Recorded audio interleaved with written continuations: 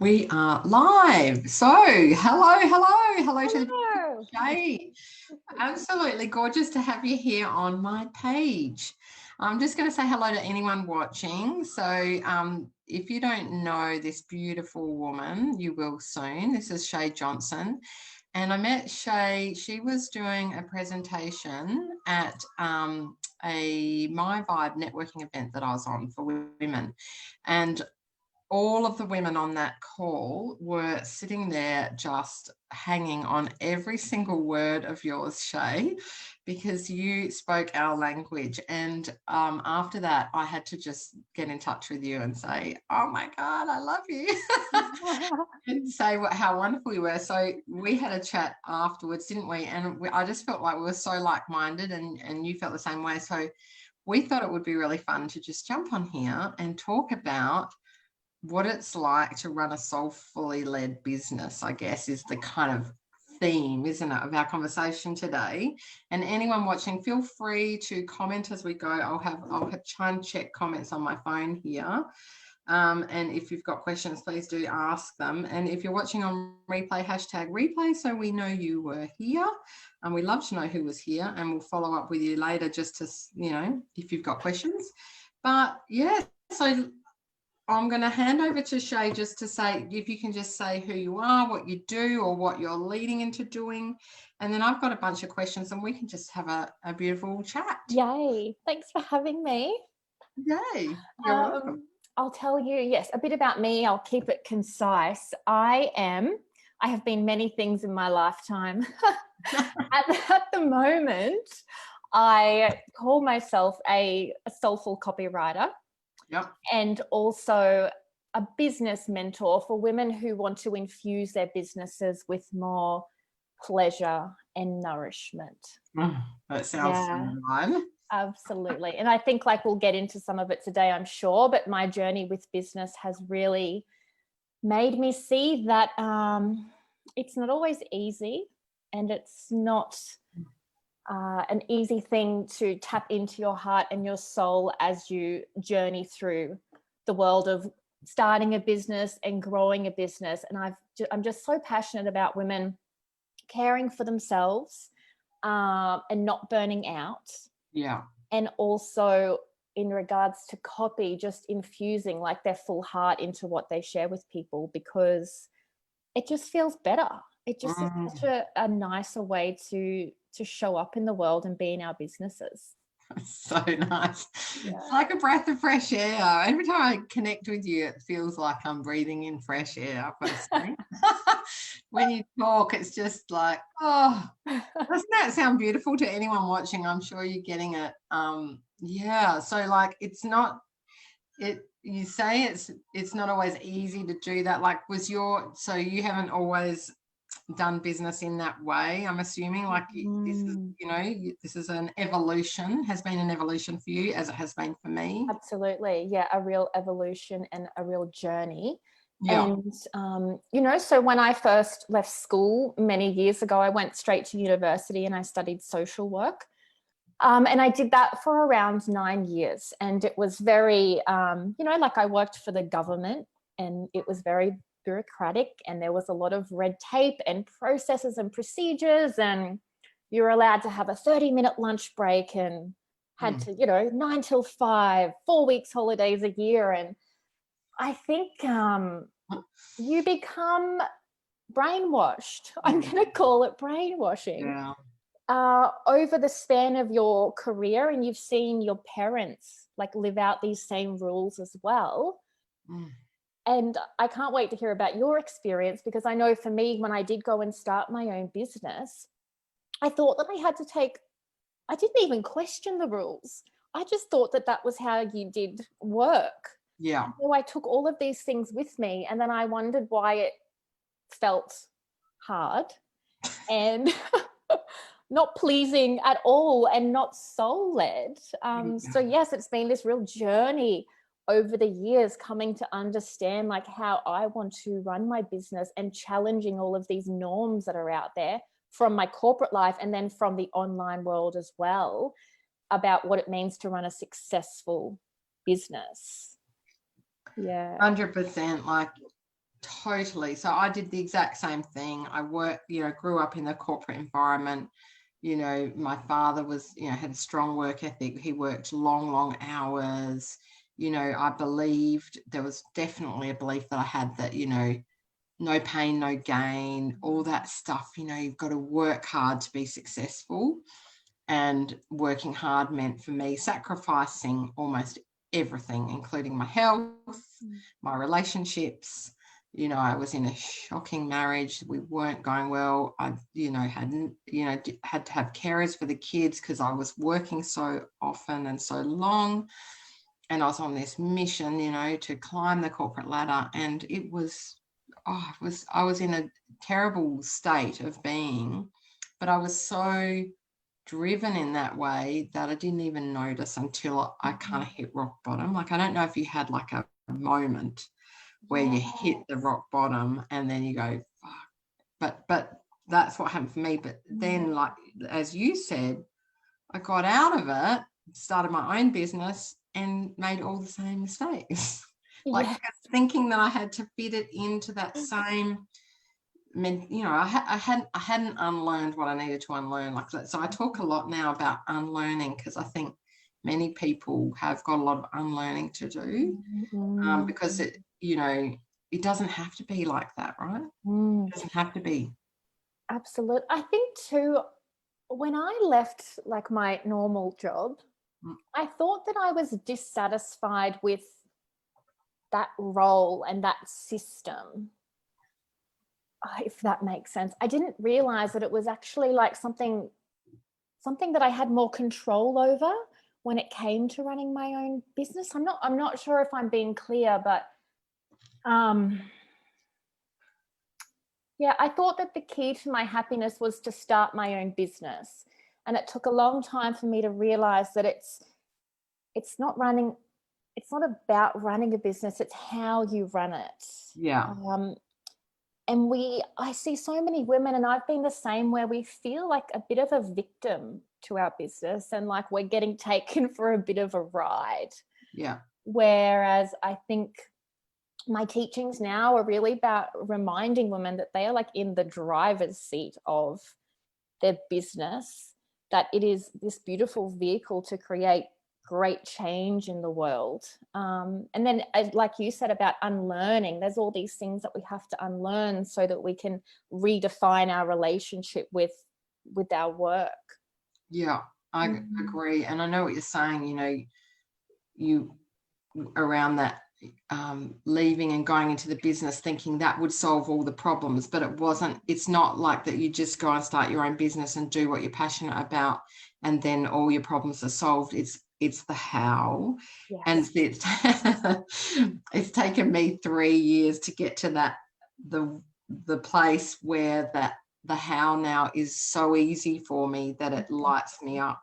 As well as being passionate about what I do and doing the work I love, it's also become really easy for me to do and do it without the rules, without those, and I'm going to say here, and hopefully people watching understand what I'm talking about here, is, and maybe it needs a bit of explanation, without the masculine rules or the masculine way of running life and business. So and that's not meaning the male way. It's like we can the masculine way to me is all about structure and lists and to-do lists and really action. Whereas for me, what I'm bringing in a lot more of is the feminine side, where it's creativity and flow and trusting in that my ideas are divine, and then just going with them, even if I don't quite know where it's leading me, and just trusting and flowing with that. And then the most amazing things happen. Yes. And I don't have to do it, in the order that the masculine side of me would have said, plan it out and do it this way and do this many posts per day and do it, it's not like that anymore for me. Does that make sense to you? Absolutely. Yeah. I would love to hear your thoughts, though, because I've been doing a lot of thinking about this lately, and something I've realized. So I have this belief that, well, everyone is we're all so unique and so different. And so the ways that we run our businesses need to be unique to us. They need to, you know, honor our energies, interests, all those sorts of things. So something I've come to realize about myself is that in order to thrive in my business, I need a balance of the masculine and the feminine. So I need structure. I need the healthy masculine and the healthy feminine. So I need the structure. I need a guiding light.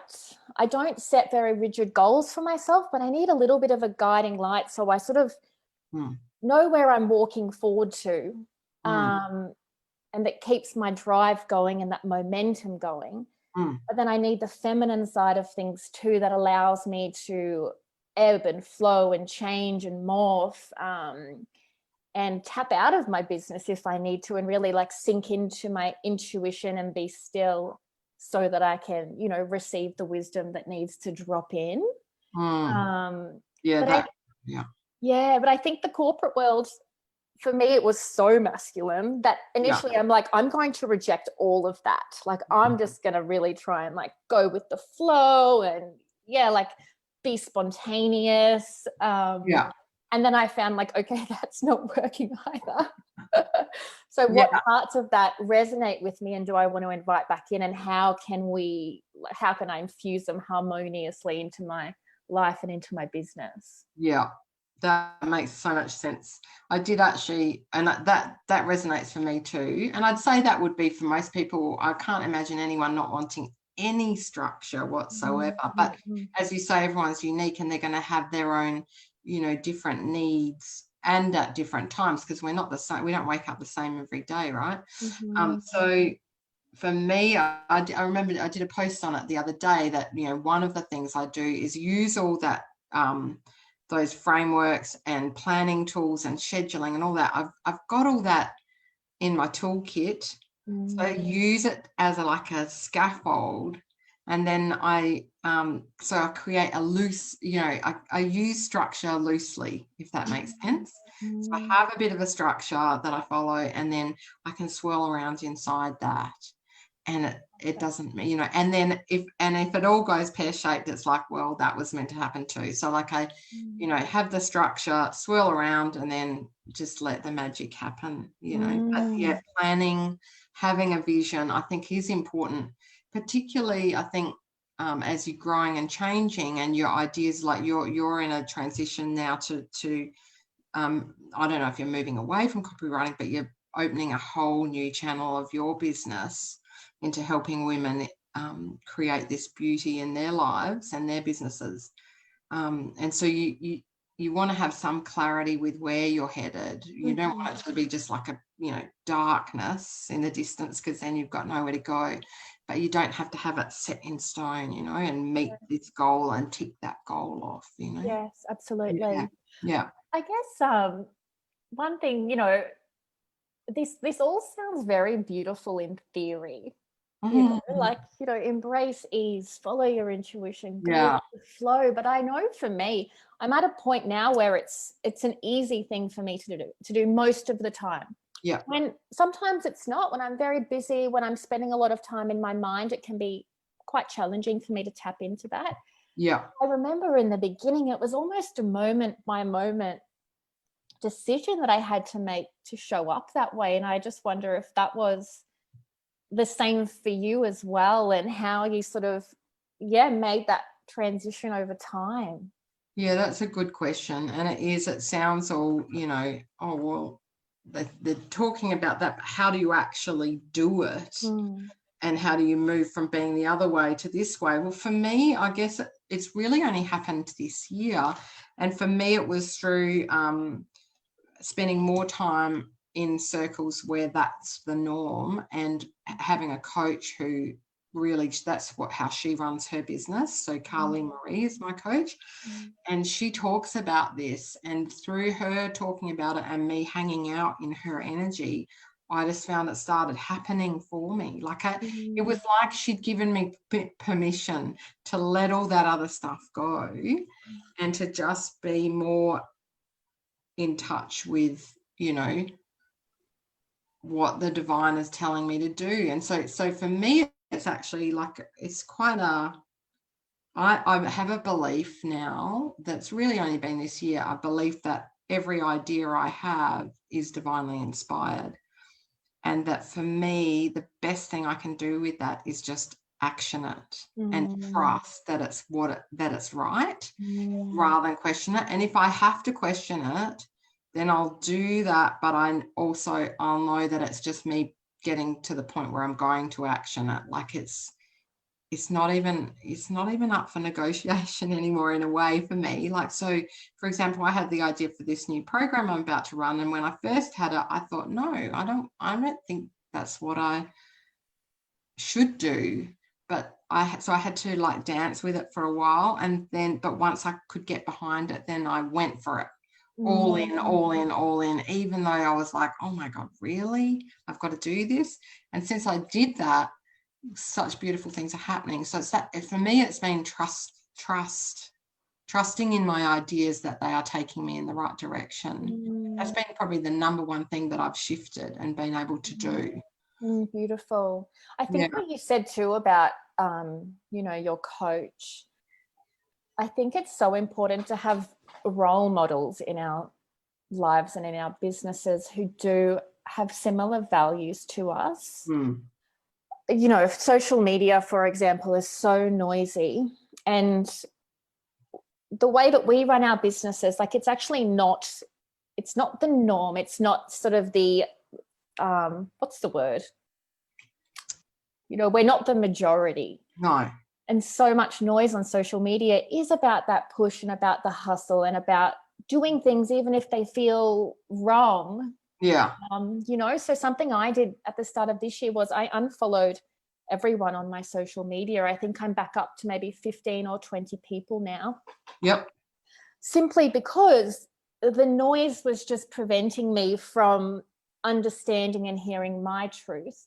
And then when I invite people into my social media now, it's because they are my role models, and they reinforce the way that I want to do business, because I think it's very hard to go against the grain. I don't live a very conventional lifestyle, but I still find it very hard to go against the grain about, you should have babies here and get married and live in one spot and do this and that. Even though that's what I love for myself, it still is a challenge. So I think having people around us who are speaking our language can really ground us and anchor us in our truth.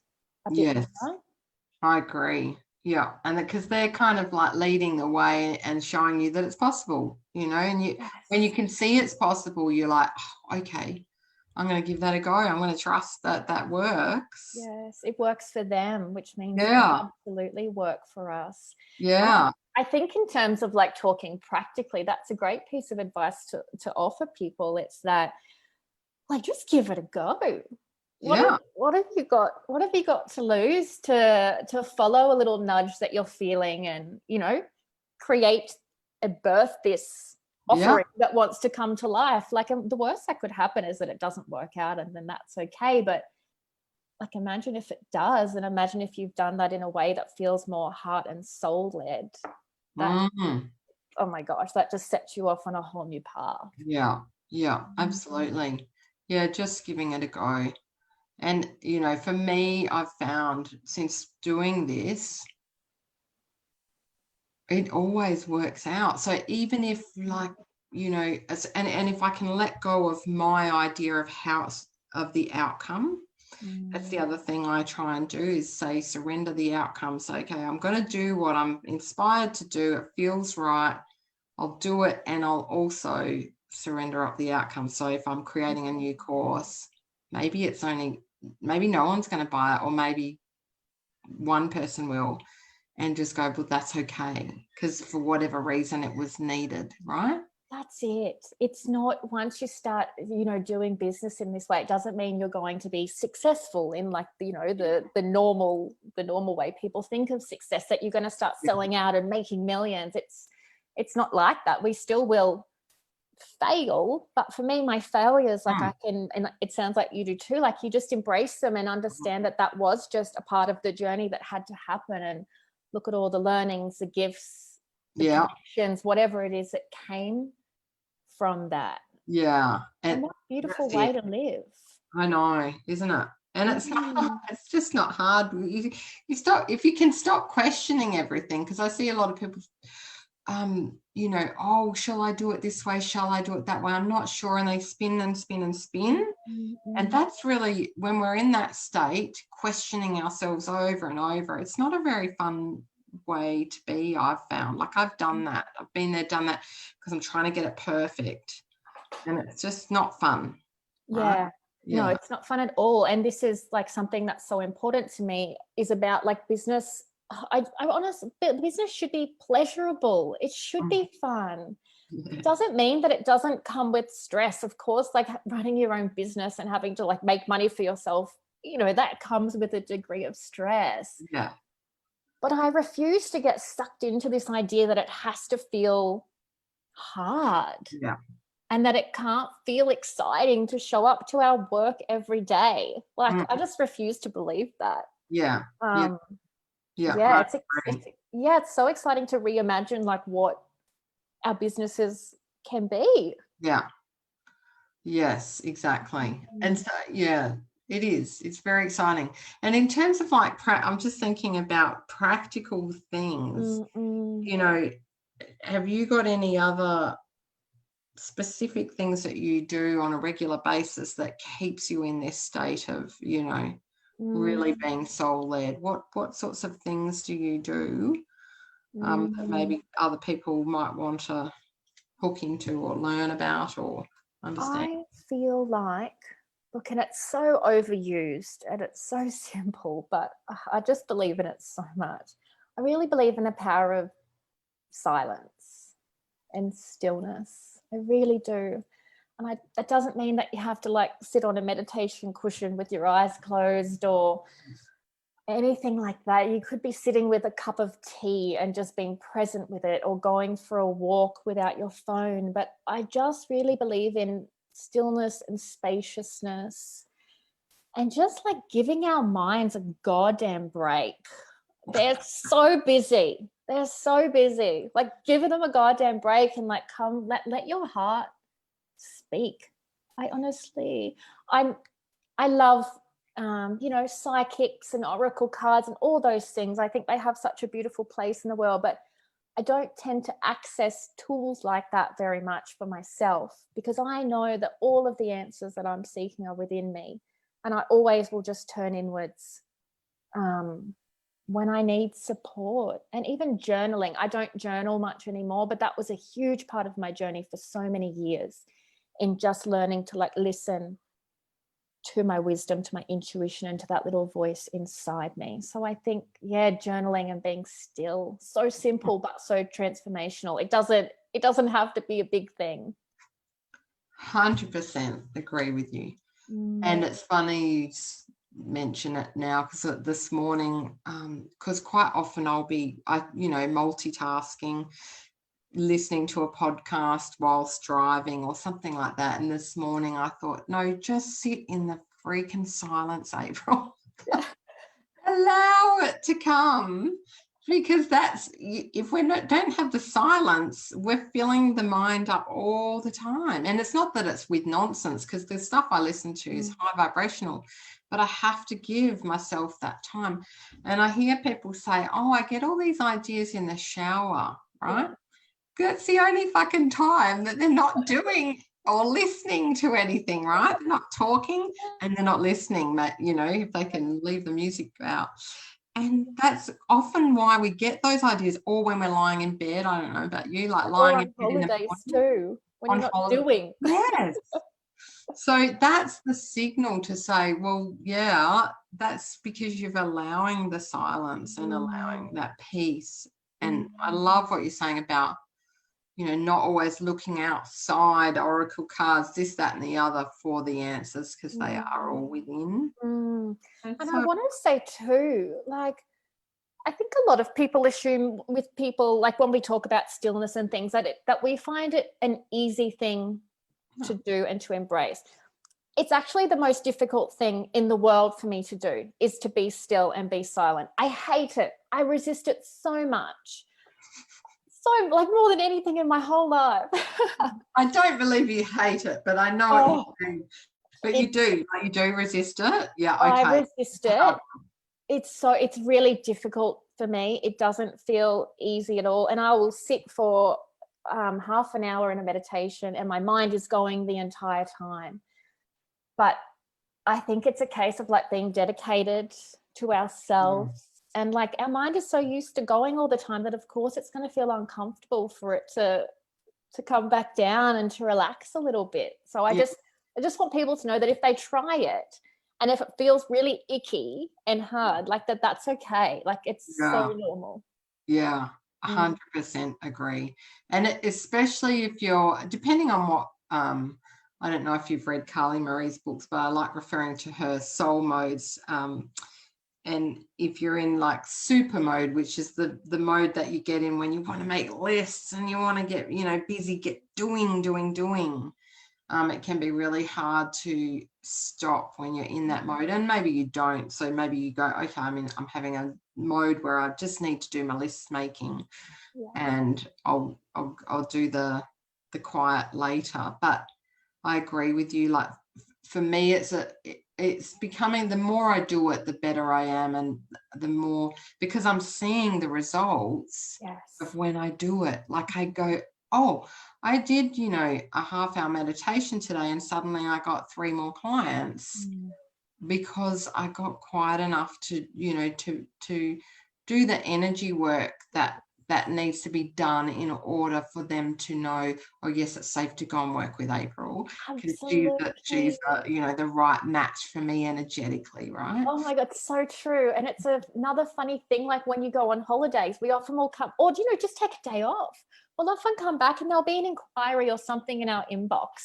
Like most of the time, it's amazing. Like the energy stuff is so powerful.